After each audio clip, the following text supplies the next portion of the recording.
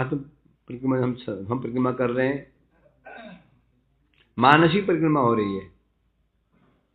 नित्यानंद जी के अनुगत्य में, जुग सभाजी के अनुगत्य में कल हम पहुंचे थे गोद्रुम द्वीप, अंतरद्वीप, सीमंत द्वीप, गोद्रुम द्वीप, तृतीय द्वीप में पहुंचे हैं।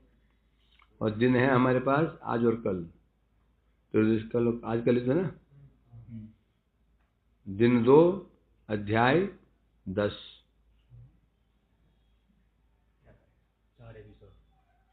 एपिसोड 4 है। नहीं, बाद में ऐसे मुख्य तो यही है, और बाद में तो तत्व सिद्धांत में लोग बोलते रहते हैं, केवल लीला लीला बस, सिद्धांत बहुत हो गए, पक गए सिद्धांत सुनते हैं। तो कल श्रवण किया हमने गोद्रुम वन का, गोद्रुम द्वीप का एक कथा सुनी इंद्र की। इंद्र का अपराध क्षमा हुआ, यहाँ पर दर्शन मिला महाप्रभु का। महाप्रभु ने कहा आने वाले कलयुग में मैं अवतार लूंगा, लीला करूंगा, तब तुम उनका दर्शन करोगे और फिर तुम्हें माया बांधेगी नहीं। अवतार इंद्र को अभय प्रदान किया, इंद्र चले गए अपने लोक को और देवी सूर्य वहीं रह करके भजन कर रही हैं। दूसरी घटना है मार्कंडेय ऋषि की। यही द्वीपे कबू मृकंड सुत प्रलय आचिल कथा अद्भुत। कौन कह रहा है ये? सुदेव जी कह रहे हैं परीक्षित महाराज को। कौन कह रहे हैं? नित्यानंद जी कह रहे हैं। तो पहले बोलना चाहिए था, तुम भूल जा। अच्छा, तो नित्यानंद जी बोले जीव, ये जो द्वीप है यहाँ किसी समय, कब किसी समय मृकुंड सुत, मृकुंड ऋषि के पुत्र मार्कंडेय,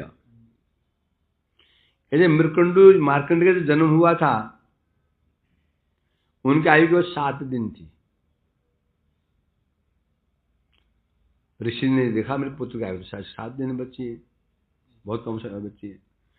तो कहा बेटा देखो, तुम तीर्थ में बैठ जाओ, जो भी आए प्रणाम करना। अब प्रणाम करते। एक बार सप्तऋषि वहां से गुजर रहे थे, प्रणाम किया, मुख से निकल गया चिरंजीवी भव। बिना देखे ही वरदान दे दिया। जब उसने सिर उठाया ऊपर मार्कंडेय ने, तो उसके ललाट देखा, उसे ललाट पर पड़ा, इसकी आयु तो 7 दिन केवल है, अल्पायु 7 दिन। मुख से निकल गया चिरंजीवी भव। भयभीत हो गए, ये कैसे हो गया? विधाता ने इसकी आयु बहुत अल्पायु लिखी है, हमने चिरंजीवी बोल दिया। ब्रह्मा जी के पास के प्रभु पिता है ना, पिताश्री ऐसी समस्या हो गई है, मुख से निकल गया चिरंजीवी भव, जबकि आयु अल्प आयु है। तो मुख से निकल गया ना, हाँ, तो बस उसकी आयु 7 कल्प, 7 कल्प जीवित रहेगा मार्कंडेय जी। एक घटना और भी आता ना, जब मार्कंडेय की जब मृत्यु आई, तो उन्होंने शिव जी को आलिंगन कर लिया था, शिवलिंग को। यमराज सामने लेने के लिए आए, शिव जी ने आशय दे रखा है, तो वहां से चले गए। कौन शिव जी है वो? कहीं याद है कि शिव जी है? टोटा को में है ना, यमेश्वर टोटा, यमेश्वर जी। कितने शिव जी हैं पुरी में? 5 शिव हैं। यमेश्वर हैं, लोकनाथ हैं, मार्कंडेश्वर हैं, कपाल मोचन है, और नहीं 5 शिव जी। यमेश्वर नहीं, वो तो भुवनेश्वर में। तो इसलिए कह रहे हैं यहाँ पर, तो मार्कंडेय जी यहाँ आए, आयु लंबी आयु में प्राप्त हो गई, और प्रलय काल आ गया। वास्तव में प्रलय काल नहीं था, किसी काल में प्रलय आई थी, प्रलय काल नहीं आया था। प्रलय काल कब होता है? ब्रह्मा जी का जब एक दिन बीत जाता है, संध्या के समय प्रलय आती है, 1000 चतुर्युग के पश्चात। अभी तो ये समय तो था ही नहीं, प्रलय का समय नहीं था। इनकी इच्छा हुई थी प्रलय देखने की, प्रलय हो गई। उस प्रलय जल में 7 कल्पायु पायल मुनि, प्रलय बड़य विपद गणी। अब आयु मिल गई, 7 कल्प की आयु प्राप्त हो गई और प्रलय शुरू हो गया। उस प्रलय जल में मरेंगे तो है नहीं, आयु है। जलमय हैल समस्ते स्थान, कोथा बर रही बे करे संधान। पूरी पृथ्वी जलमय हो गई, भूर्भुवः स्वः सब जलमय हो गए। अब कहाँ रहें? ये स्थल ही नहीं है, जमीन ही नहीं है। भासिया चलिया जाए, के नो है नो वर लईनु है भाई कर है। देखो तो मैंने ऐसे वरदान क्यों ले लिया? जीवन ही भारी पड़ जाता है। वैसे परिवार में संसार में देखते हैं, व्यक्ति बहुत आयु हो जाती है तो वो बोलता है मैं मर क्यों नहीं जाता हूँ, मृत्यु क्यों नहीं हो रही है? मेरे सामने सब चले गए, पुत्र चले गए, पोते चले गए और मैं बैठा हुआ हूँ। शरीर स्वस्थ तो अलग बात है, ये स्वस्थ नहीं हो तो फिर मृत्यु की इच्छा व्यक्ति करता है, दुखी हो जाता है। तो अब सोच रहे हैं, अब क्या कर रहे हैं? यहाँ पर भासिया जल ही जल, आंधी तूफान, साए तूफान चल रहा है, पानी लहरें उठ रही हैं, कुछ नहीं, चारों जल ही जल। आकाश में काले मेघ से तो दृश्य कैसा होगा? उसमें अकेले ये समुद्र में डूबते हैं उड़ते हैं प्रलय जल में। तब मन में सोच रहा, हाय मैंने ये वरदान क्यों ले लिया? वरदान नहीं होता मृत्यु हो जाती, बच जाता मैं, अब मरूंगा भी नहीं। 16 क्रोश मात्र नदिया धाम, जागिया भगते दे विश्राम। अब जब ऐसे बहते इन्होंने दर्शन किया, नवद्वीप धाम का दर्शन किया। 16 क्रोश नवद्वीप धाम दर्शन किया है। प्रलय जल में धाम नवद्वीप जलमग्न नहीं होता।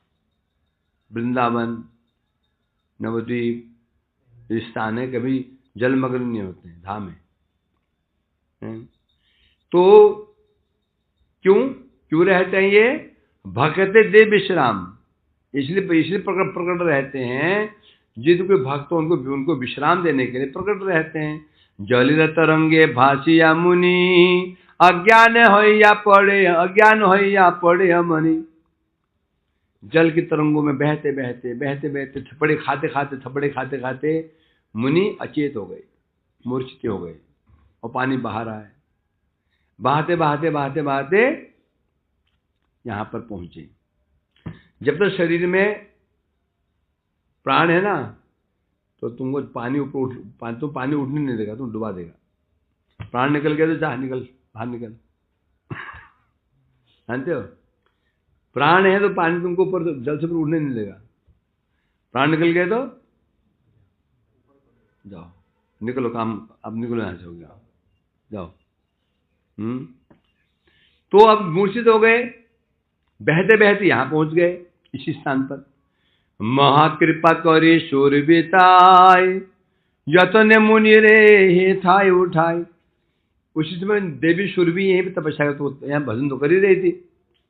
दृष्टि पड़ी, यहाँ पर मार्कंडेय ऋषि आए हैं बहते। उन्हें मुनि को उठा के बाहर निकाला। संबित लैया मृकंडु सूत, देखिल गोद्रुम दीप अद्भुत। जब उनकी चेतना आई, होश आया, तो देखा सुंदर गोद्रुम द्वीप के दर्शन किए। शतकोटि क्रोश विस्तार स्थान, नद नदी शोभा प्रकाशमान। देखा यही बड़ा सुंदर स्थान था और इसका परिमाप था कितना? 100 कोश, 100 करोड़ कोश। ये मतलब क्या बोलते हैं? अभी मतलब 16 कोश का पूरा 16 कोश का है, फिर वो पूरा नवद्वीप 16 कोश का है। और ये गोद्रुम द्वीप ही 100 करोड़ कोष का।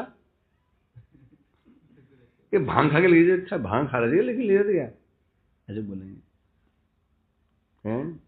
सत्य यही है, यही धाम की विशेषता है। आवश्यकतानुसार कैसे धाम है ना, संकुचित कमल के है ना, कमल का फूल दूर, पंखुड़ी दूर रहते हैं, पास में आ जाते हैं,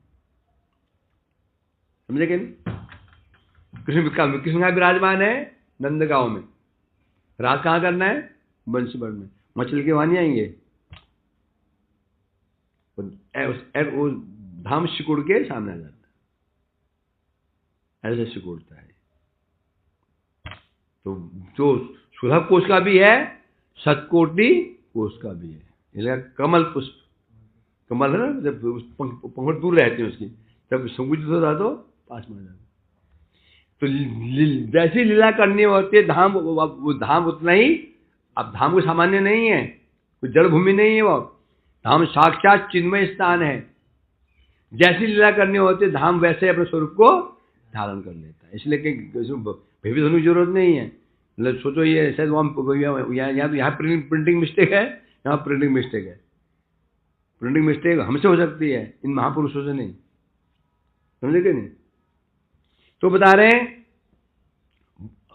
बड़ा अद्भुत द्वीप था वो, और सुंदर सुंदर नदियां, उसमें नदियां प्रवाहित हो रही हैं द्वीप में। तरुलता कतो शोभय तथा पक्षीगण गाय श्री गौर गाथा।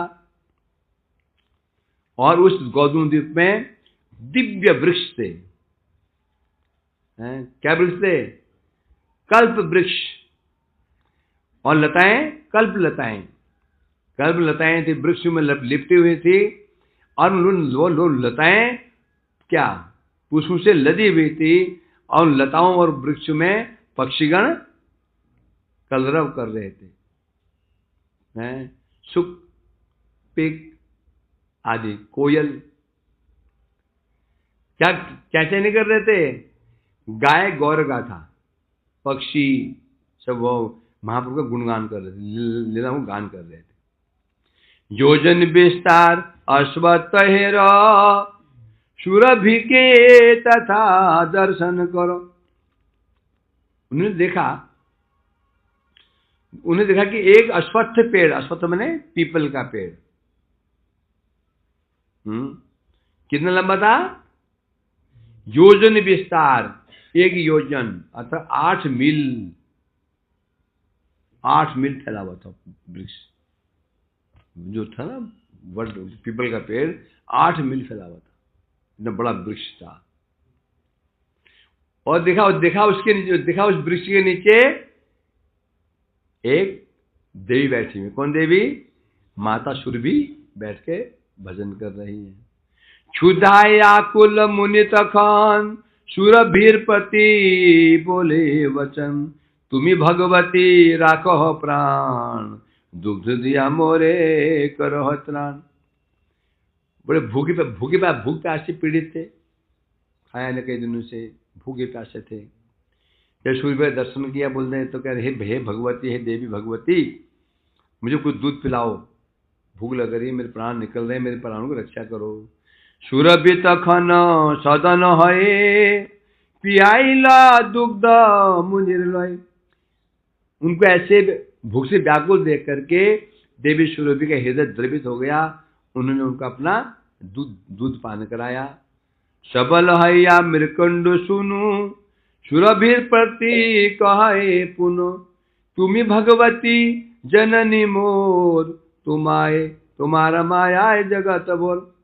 जब मार्कंडेय कह रहे हैं हे देवी, हैं आप भगवती हो, मेरी माँ हो, मेरी माता हो, आपकी माया से सारा जगत व्याप्त हो रहा है, मोहित हो रहा है।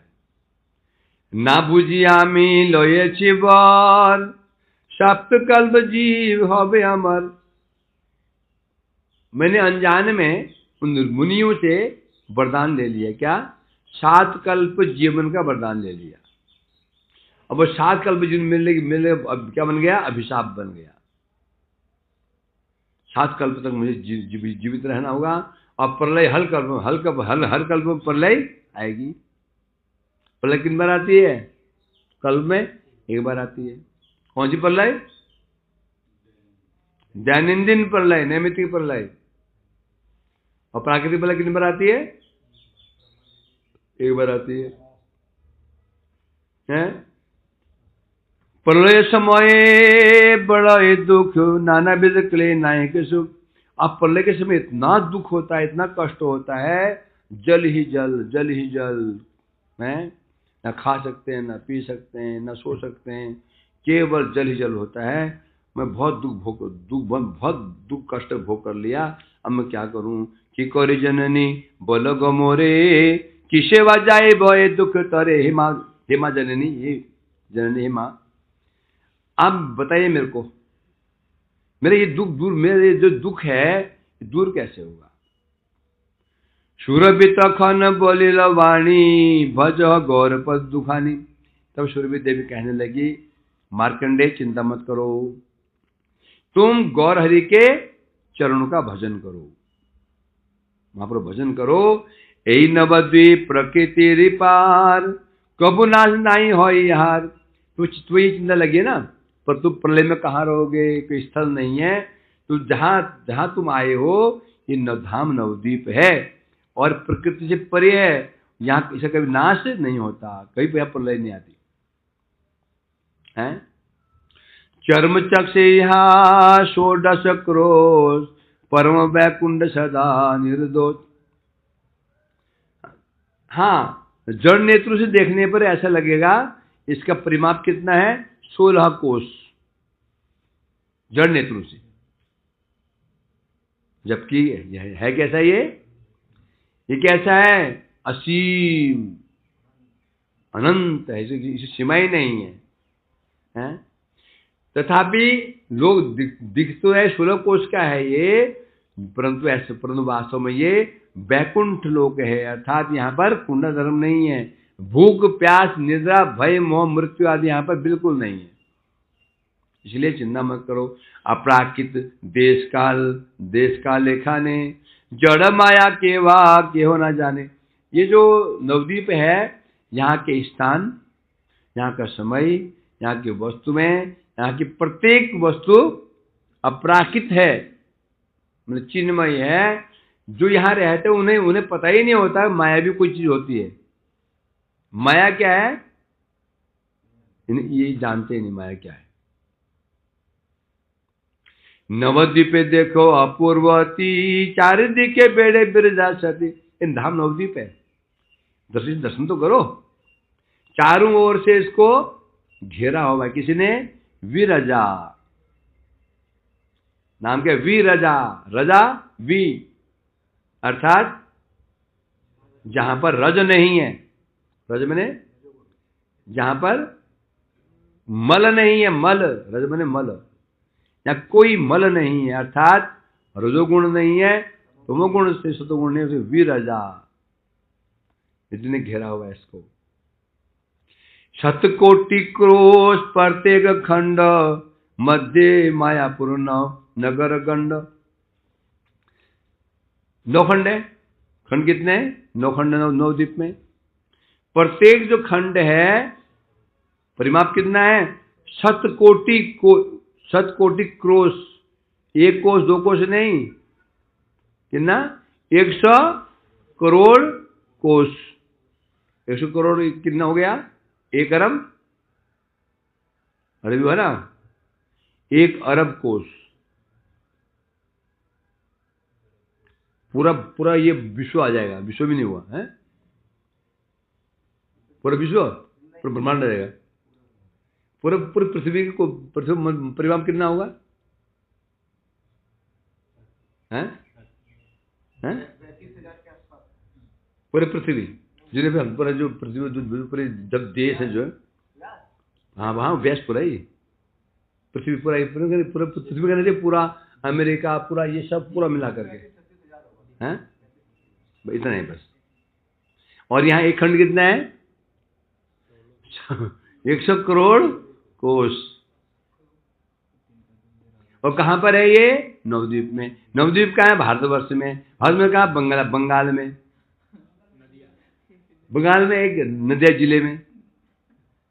अब जो नास्तिक व्यक्ति हैं उनका भी क्या दोष? उन्हें विश्वास नहीं होता, उनका भी दोष कहाँ पर? उनका भी दोष कहाँ विचार हुआ? ज्योमेट्री तो ऐसी है? क्या नास्तिक नहीं मानता उसका दोष नहीं बेचारा, वो तो बुद्धि सोच रहा है ना।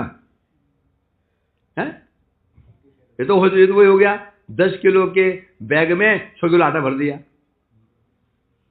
हो तो संभव क्या है? इसलिए नहीं मानते हो।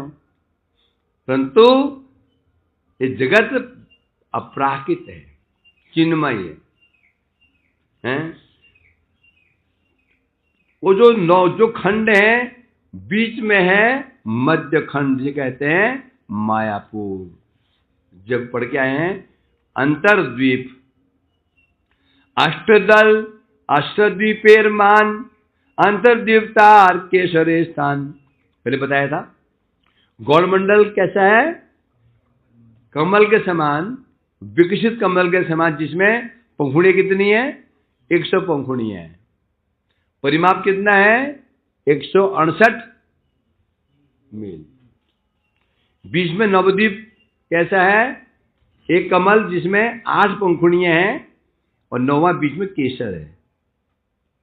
केसर हुआ अंतर्द्वीप, जो बात 9 पंखुड़ियां क्या है? अष्टद्वीप। सर्व तीर्थ सर्व देवता ऋषि गौरांग भजी चेहे दाय बसी। देवी कह रही है क्या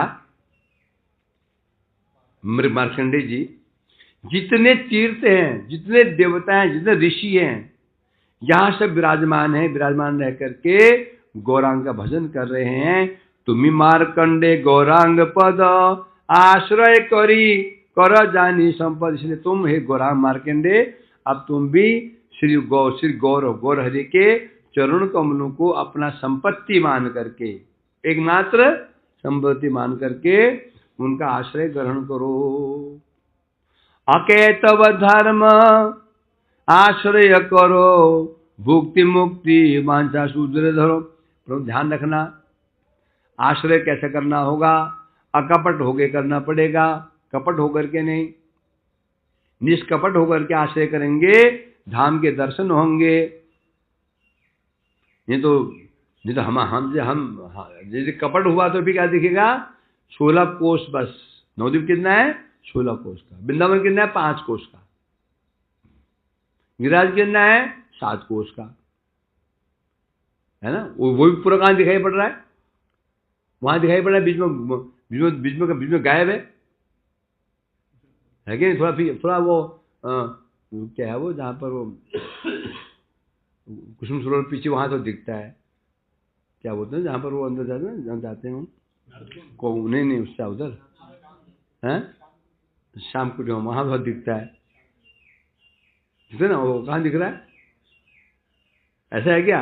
नहीं, हमें दिखाया। हम जड़ हेतु में देख रहे हैं, परंतु ऐसा थोड़ी है। गिरिराज जो पूरा राधा में गिरिराज है कि नहीं? यहाँ राधा में गिरिराज नहीं क्या है? दिख रहा क्या?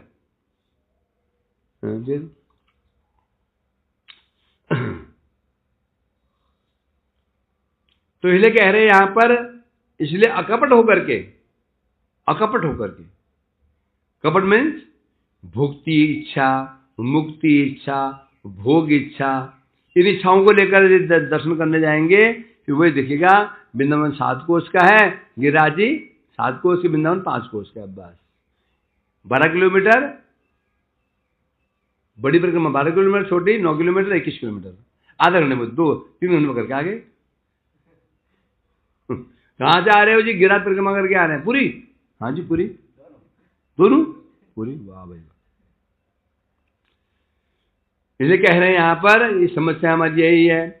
हम जो ये समस्या बस हो गए, जिस दिन हमने निष्कपट हो गए, एकमात्र प्रभु का आश्रम में चले गए, अपनी बुद्धि का उपयोग खत्म, बुद्धि को छोड़ दिया, खाली होकर के बिल्कुल, तो समझो उस दर्शन हो जाएंगे।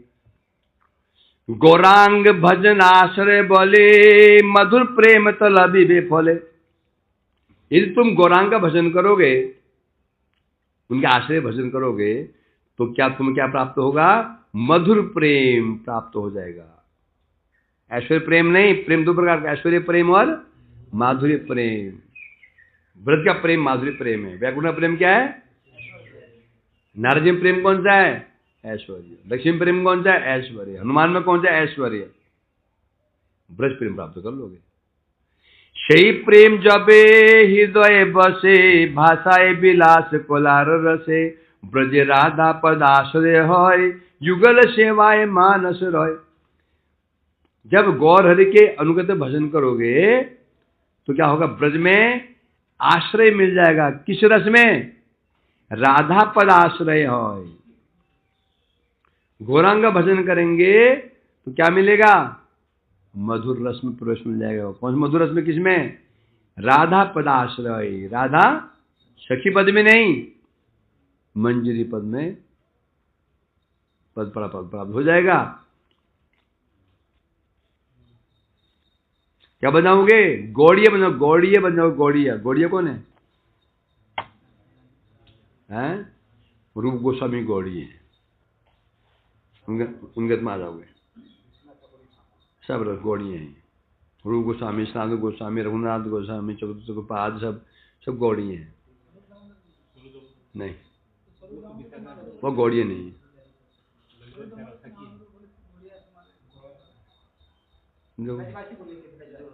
गौड़िया कहा था, वो किस अर्थ में कहा था? गौड़ी से तो गौड़ देश में गौड़िया कहते हैं। हाँ, वो यूं कहा था कि मंजरियां भी ललिता सखी का अनुगत्य में सेवा करती है। तुम्हारा गौड़िया कहा ना। गौड़ी में कौन कौन होता है? नित्य सखी, प्राण सखी। शक्य नित्य शक्य प्राण शक्य काष्टन प्रिय प्रिय नर्म प्रेषण शक्य पंचविधा। 5 संख्या 5 प्रकार की होती हैं।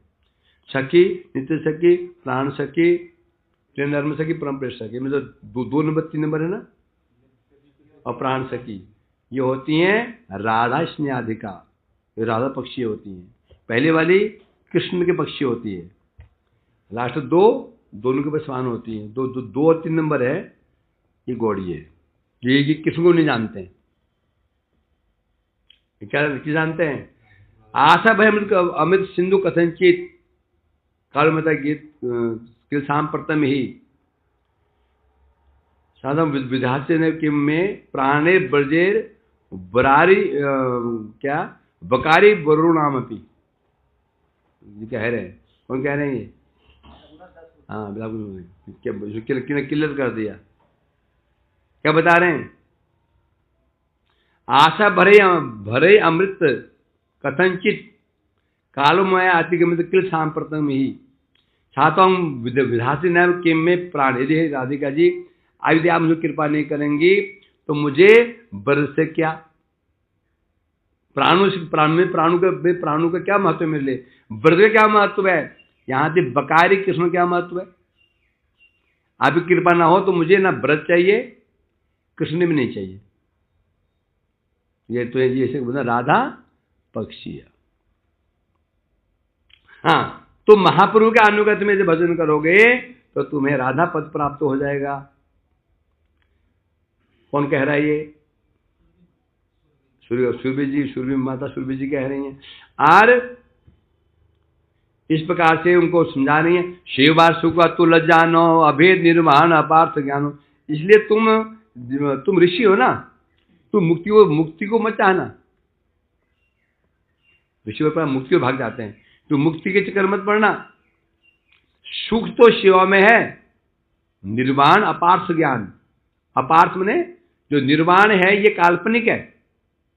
मोक्ष, तो मोक्ष सुख कैसा है? काल्पनिक सुख है। समझे कि नहीं? ये बोलते ना कैसे? पिताजी बहुत तड़प रहे थे, डॉक्टर ने इंजेक्शन लगा दिया बेहोशी का। अब पुत्र बोलता है पिताजी आराम से सो रहे हैं। पिताजी आराम से सो, आराम से सो रहे हैं क्या? क्या आराम से सो रहे हैं? होशी तो नहीं है। ऐसा ही इसलिए बोलते हैं पुत्र तुम क्या करना, शिवा सुख के लिए, तुम्हें शिवा सुख प्राप्त होगा, है ना।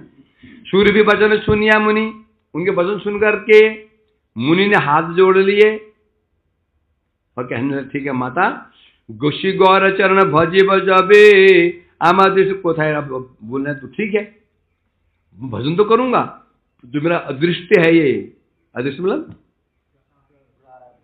जो दिखता नहीं उसे अदृष्ट कहते हैं, भाग्य। जो प्रारब्ध है ना उसे अदृष्ट क्या, जो दिखता नहीं है हमको।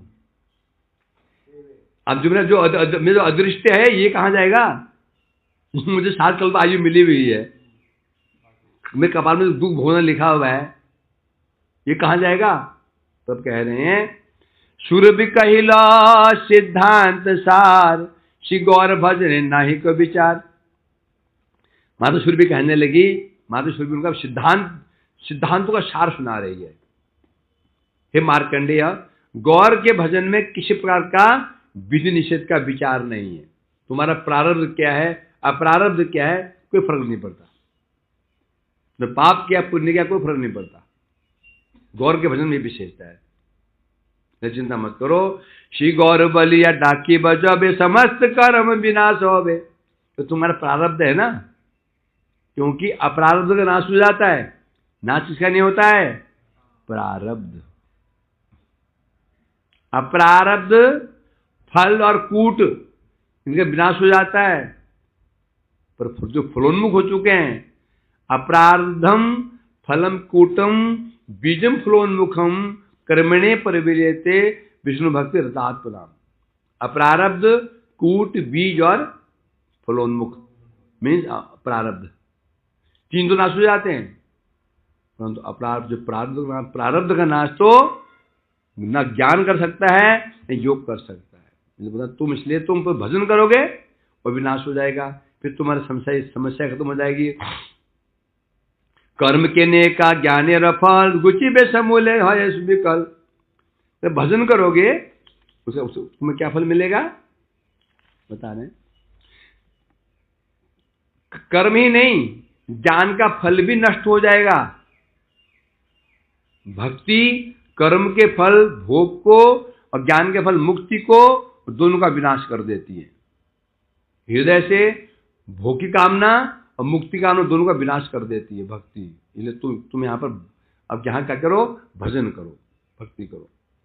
तुम्ही तो मजीबे गौरांग रसे, भजीबे तारे द्वीप बस। इसलिए तुम इसी द्वीप में आगे जाना नहीं, बाहर पानी पानी है, डूब जाओगे। यहीं बैठ जाओ, यहीं बैठ के गौर हरि का भजन करो और तुम्हें गौरांग गौर हरि के प्रेम रस में डूब जाओगे। कांद मार्कंडे सुने आनंदे हासे, गौर बलि कांदे कखनो हासे।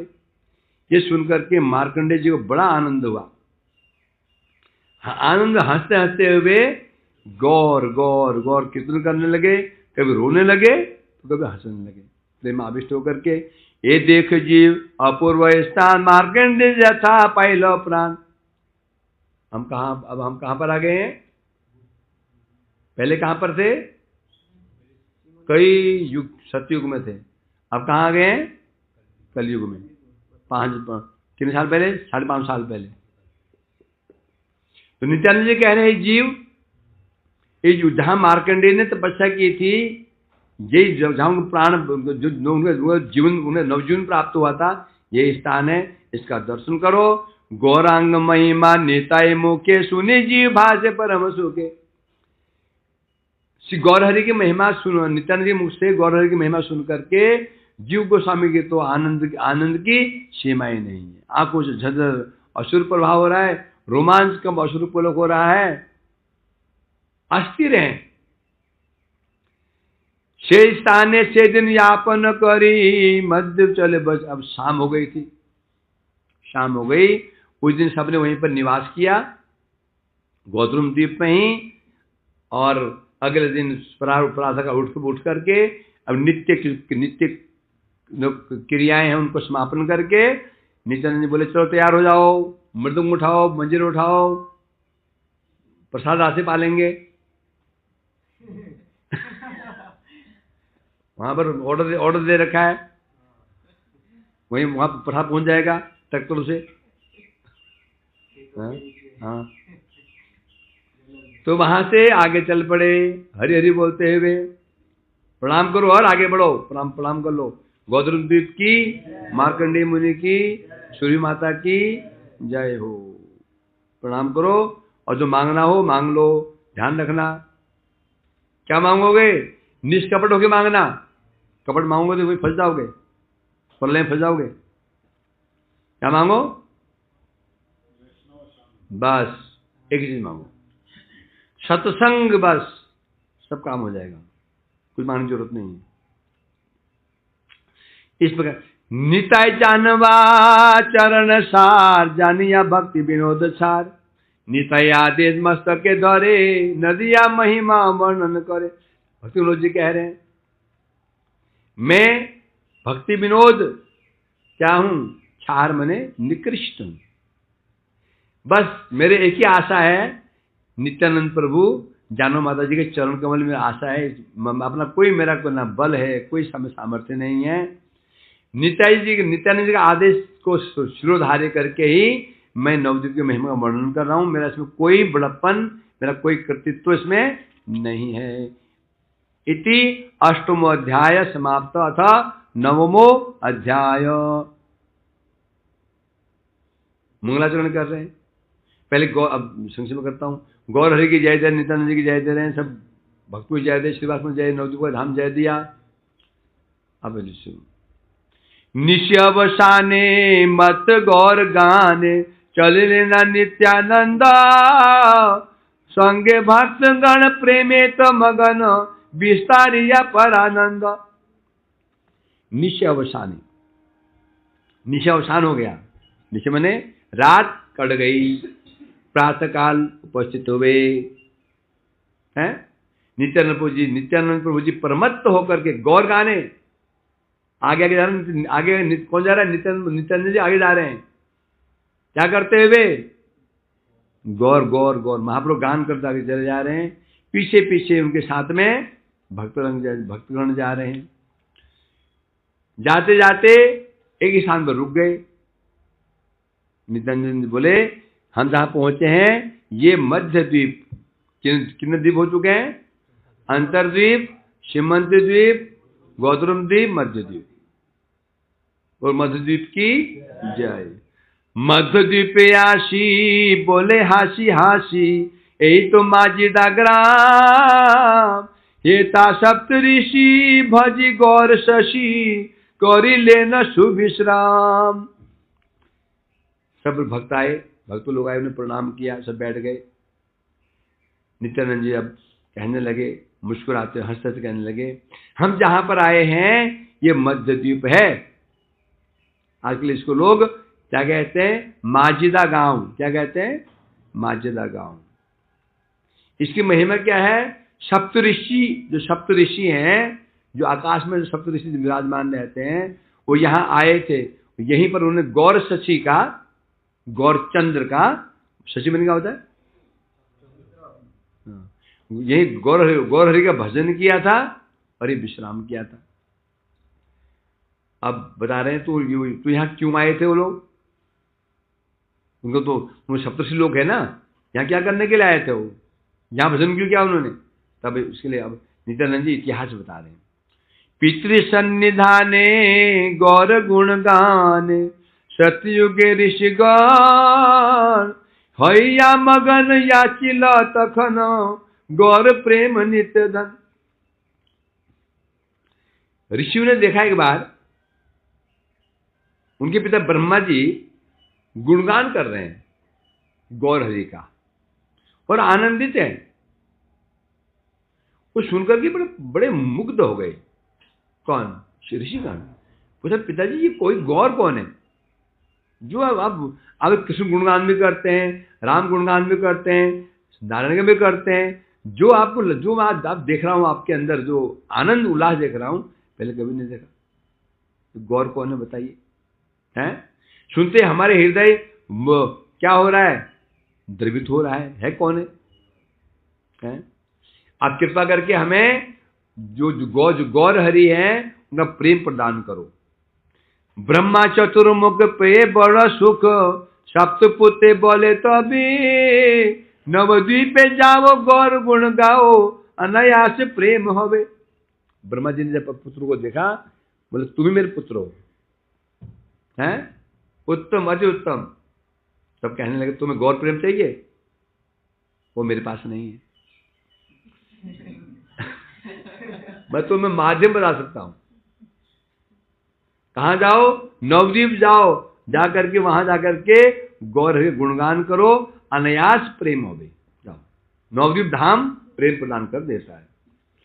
धाम कृपा सार लाभ होय जार, तार होय साधु संग, साधु संगे भजे कृष्ण प्रेम मजे, यही तो परम रंग। यही समस्या है। क्या समस्या है? कि साधु संग, अपना कुछ कर ही नहीं सकते है भाई, अपने हाथ में है ही नहीं, कुछ है क्या? घूम रहे साधु संग। साधु संग माने गालियां खाओ, नाक रगड़ो। ये नाक ऊंची रहने नहीं देंगे भगवान, है भगवान नाक ऊंची रहने नहीं देंगे। नाक को घिसो, जो घिसेगा नाक को उतना पाएगा। क्या बता रहे हैं? नवद्वीप क्या महिमा है? धाम कृपा सार। धाम की कृपा क्या है? साधु संग। धाम की कृपा साधु संग है। और साधु संग की कृपा क्या है? कृष्ण प्रेम। समझे क्या नहीं? धाम में के साधु संग नहीं होगा, धाम का कोई महत्व नहीं है।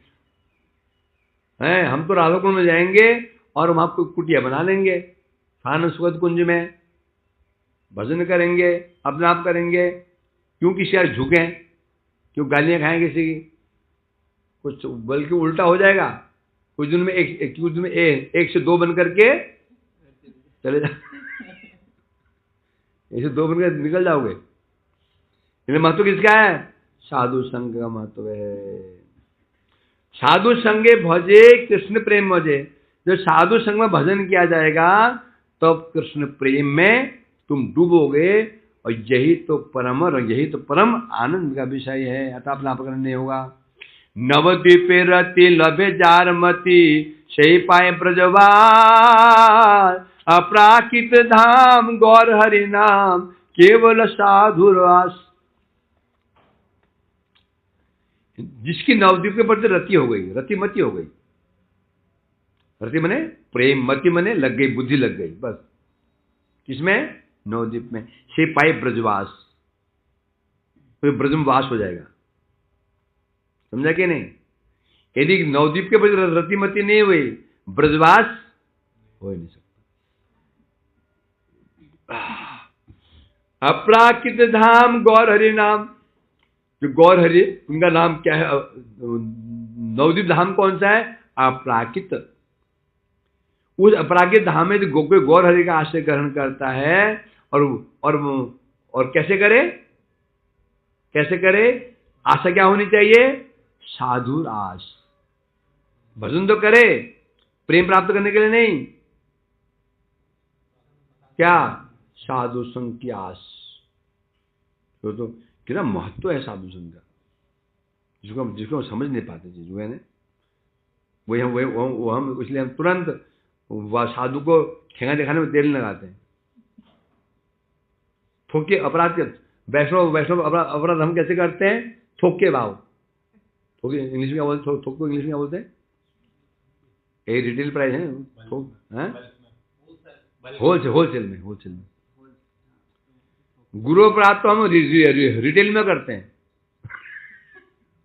100 ग्राम किया, कभी 200 ग्राम किया। वैष्णव अपराध थोक के भाव, किलो को क्विंटल। और जबकि रास्ता कहां से खुलेगा? वैष्णव से रास्ता खुलेगा, गुरु के पास जाएंगे। वहां से रास्ता खुलेगा, भगवान के पास जाएंगे। वैष्णव रतिमति नहीं हुई है, गुरु में रतिमति हो ही नहीं सकती। वहां रति नहीं तो भगवान पर नहीं पहुंच सकते हैं। बड़ी समस्या है। ये झमेला है। पर लाभ कितना है? एक बार साधु के चरण में गिर जाओ, बस कुछ करना ही नहीं। फिर साधु के शरणागत हो गए, फिर तुम्हें कुछ करना नहीं, बाकी वो सब करा देंगे। ये लाभ भी है। ज्ञानी को सब कुछ स्वयं करना है, सब कुछ स्वयं करना है उनको। भगवान को, उनके ब्रह्म उनकी कोई सहायता नहीं करेगा। योगियों को सब कुछ करना, परमात्मा है, इतनी भी उनके हेल्प नहीं करेगा, इतने भी तुम अपना करो बस। यहां थोड़ा मुश्किल जरूर है, आसान कितना है। ये बस साधु चरण में आश्रय ले लिया, बस सब काम साधु स्वयं कर देंगे। भगवान प्रार्थना करेंगे, भगवान स्वयं काम कर देंगे। आसान भी है, परंतु समस्या क्या है, सिर कटा सकते हैं लेकिन सिर झुका सकते नहीं। अपने आजादी को हम हर किसी भुला सकते नहीं, ये समस्या है हमारी। चलो हम कल मध्यद्वीप कल पहुंचेंगे, थक गए, हम नाश्ता कर लेते हैं।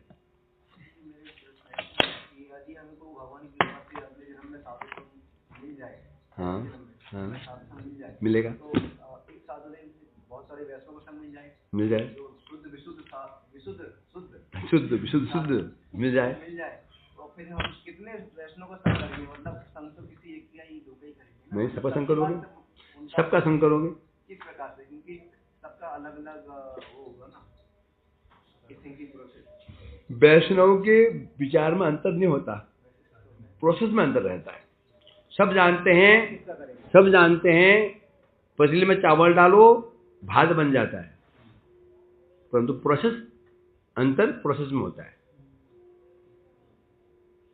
सभी जानते हैं चावल में वो छौंक दो, सभी डाल दो, पुलाव बन जाता है। कौन नहीं जानता इसको, बनता है ना, पुलाव भी बनने वाला है, लेकिन प्रोसेस कुछ अलग होता है। कोई टमाटर पहले डाल देता है फिर बाद में डाल देता है। अंतर हम समझते हैं, प्रोसेस में अंतर हो सकता है, परंतु फल तो एक ही होता है। ऐसा है कि नहीं बताओ, ऐसा है। रसोई सभी जानते हैं, चावल से भात बनता है, आटे से रोटी बनती है, तेल में तो पूड़ी बन जाती है। प्रोसेस क्या होता है ना। वैशिष्ट प्रोसेस में होता है। दो वैष्णवों में कभी क्या बोलते हैं उसको, विरोधाभास, कॉन्ट्रोवर्सी बोलते हैं, वो हो ही नहीं सकता। ये दोनों यदि शुद्ध वैष्णव हैं, उनको कभी उसमें भेद हो नहीं सकता। हम कि प्रोसेस में हो सकता है, उसे कुछ अपना अनुभूति हो, अपनी कुछ अनुभूति वैसे हो सकता है, फल में नहीं। बस वो हम सामंजस्य नहीं कर पाते हैं, दोष हमारा है। समझा। इसीलिए चाहिए एक ऐसे व्यक्ति चाहिए जो दोनों का सामंजस्य कर हमको सुना दिखा दे, क्योंकि हम कई और संग करेंगे। किसने कुछ कहा। अब हमको एक ऐसे व्यक्ति चाहिए होता है जो हमको सबका सामंजस्य कर दिखा दे, कि ये दिखा दे उन्होंने भी ठीक कहा, इसने भी ठीक कहा, उसने भी ठीक कहा, तुम्हारे लिए क्या है। मेडिकल स्टोर में तो दवाई है ना, भरी हुई है। सोचा डॉक्टर के पास जाएंगे, 5 रुपये पर्ची कटाओ, 2 घंटे लाइन लगाओ, और उसने दवाई लिखनी 200 रुपये की। पहुंच गए तो डॉक्टर के पास में, मेडिकल स्टोर में, भैया बढ़िया दवाई दो, बढ़िया, पैसे की कमी नहीं है, चिंता मत करो, पैसा बहुत है, बढ़िया दवाई दो, कीमती दवाई दो। दे दी उसने, दवाई दे दी कैंसर की, था बुखार, क्या होगा। जो 500 रुपये दिए जा रहे हैं, वो इसलिए दे, वो दवाई लिखने के 500 रुपये हैं। जो डॉक्टर लिख रहा है ना, वो 500 किसी चीज है, लिखने के 500 रुपये हैं। डॉक्टर दवाई देते क्या, बाकी लिख देते हो, लिखने 500 रुपये हैं। किसी की 1000 रुपया, किसी 1000 रुपये भी रेट होता है। बस साधु के विषय शास्त्र में सब लिखा हुआ है, सब लिखा, शास्त्रों में उपदेश दे रखे हैं, तो हमारे लिए क्या उपदेश है, कौन बताएगा। एक व्यक्ति हमको चाहिए जो हमको भी जाने, हमारे अधिकार को जाने, तब होगा, ऐसा नहीं हो जाए।